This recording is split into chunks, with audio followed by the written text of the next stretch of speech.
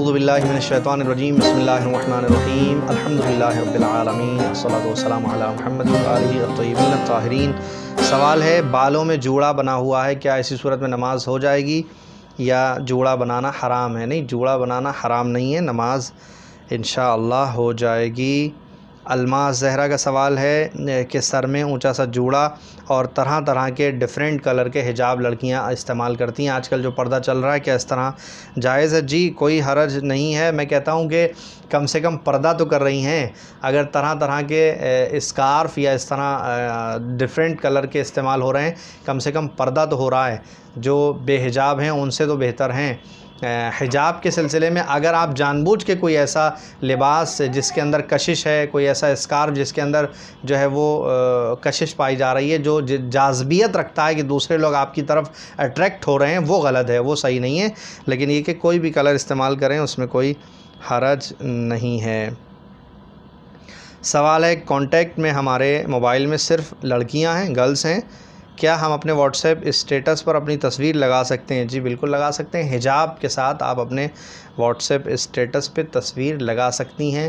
لیکن ایک سوال میں بھی آپ سے کروں گا کہ وہ تصویر واٹس ایپ پہ لگانے سے کیا حاصل ہوتا ہے، مجھے کمنٹ میں بتا دیجیے گا۔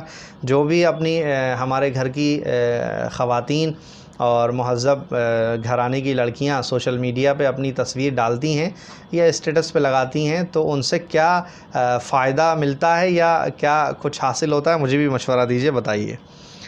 کنیز کاظمی لکھنؤ سے ان کا سوال ہے کہ حجاب، کچھ لڑکیاں ایسی ہیں جو کبھی حجاب کرتی ہیں کبھی حجاب نہیں کرتی ہیں، ان سے اگر ہم کہتے ہیں بھائی حجاب کرو تو وہ کہتی ہیں کہ پردہ صرف آنکھوں کا ہے۔ اب یہ پردہ صرف آنکھوں کا ہے، بات یہاں پہ تھوڑی سی کلیئر مجھے نہیں ہو رہی ہے۔ اگر اس سے مراد یہ ہے کہ وہ یہ کہتی ہیں کہ آنکھیں ڈھکنا ہے بس، تو غلط ہے، آنکھوں کا پردہ ہی نہیں ہے۔ چہرے کا، فیس کا پردہ واجب نہیں ہے، مستحب ہے۔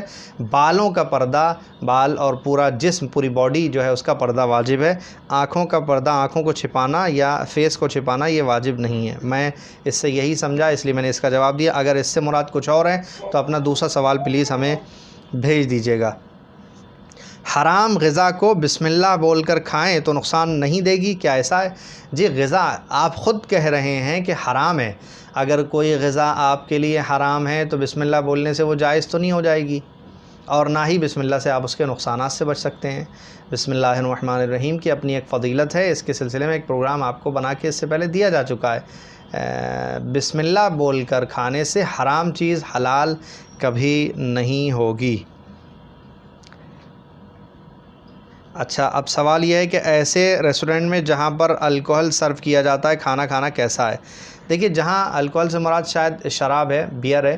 اگر شراب کہیں پر جو ہے سرو کی جاتی ہے، ویٹر لوگ شراب بھی دیتے ہیں، وہی لوگ آپ کو آ کے کھانا بھی دیتے ہیں، تو ظاہر سی بات ہے آپ اتنا سمجھیے کہ سیدھی سی لاجیکلی بات ہے کہ وہ شراب کے گلاس، شراب کے برتن، شراب کی چیزیں وہیں واش ہو رہے ہوں گے، وہیں یوز ہو رہے ہوں گے، تو اس ہوٹل میں کس طرح ہم کھانا کھا سکتے ہیں، اس ریسٹورنٹ میں کیسے ہم کھانا کھا سکتے ہیں؟ یہ بالکل سمجھ سے باہر ہے، خود سمجھ میں آتا ہے کہ ایسی جگہ پہ ہمیں کھانا نہیں کھانا چاہیے، اور اگر کوئی مذہبی ہے، دیندار ہے، تو ایسی جگہ پر کھانا نہیں کھائے گا۔